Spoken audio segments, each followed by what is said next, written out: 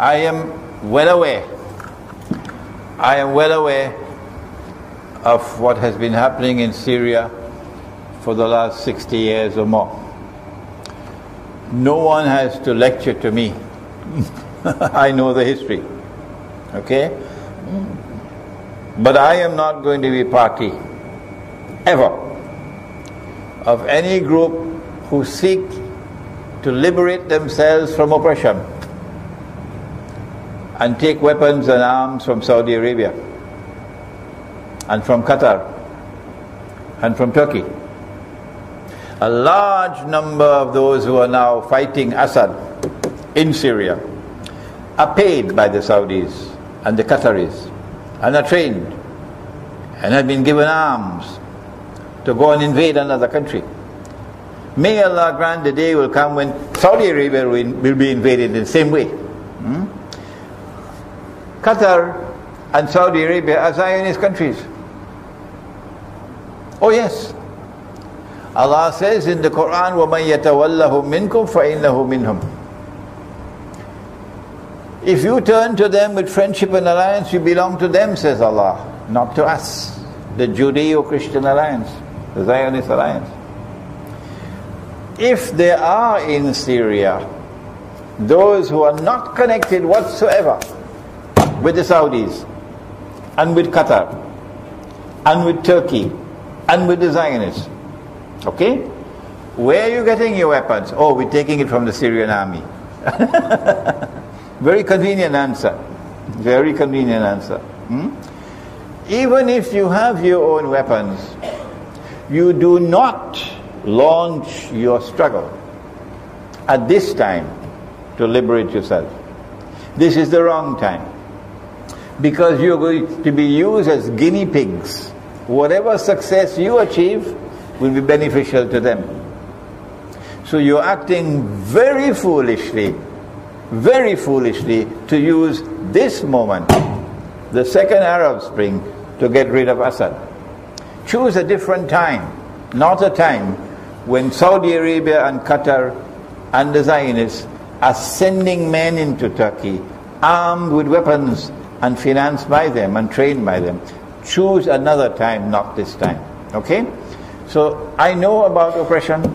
It's not just in Syria, of course. There's more oppression in Saudi Arabia. How many of them going to Saudi Arabia to liberate Saudi Arabia? How many? They'll never do that. They will never do that. Never, never, never, never do that. What kind of jihad is that? They don't even think about that. Hijaz is the heart of Islam. The Hajj is today under Zionist control. That's worse than Assad any day. How many of them are prepared to go to Saudi Arabia to wage jihad? None.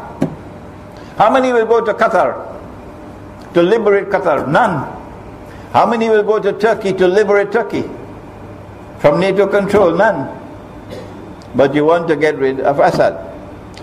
I am not a supporter of the Syrian government. No. But I'm not going to be taken for a ride by those who want to use this moment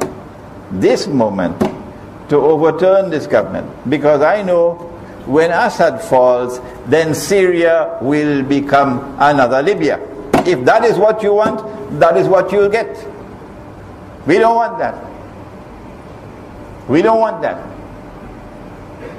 We want that day to come when Imam al-Mahdi will be there in Damascus, your city.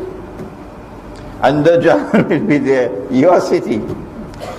And Nabi Isa alayhi salam returns, your city. Damascus is too important. From the time Assad falls, what you call the greatest enemy of the Muslims, Russia, is Rome. You should first of all prove that I am wrong. When I say Rome in the Quran is Russia today, prove me wrong. Prove to me that Rome today is the Roman Catholic Church in Vatican, and Rome today is the Anglo-American Alliance. It's only either Eastern Christianity or Western Christianity. Which one? Which one is Rome? The Quran speaks about Rome and speaks positively about Rome. And Nabi Muhammad ﷺ said we'll make an alliance with Rome. And guess who's made alliance already? Iran. Iran has already made an alliance with Rome. So those who want to consider Russia as their greatest enemy of the Sunni Muslims, go ahead. We are not a part of that. We've done enough to tell you that Russia is now changing and returning to Christianity. How else can we explain the State University of Moscow reaching out to me to invite me to come to Moscow when I'm preaching Islam, if there's so much hatred for Islam? Any other questions?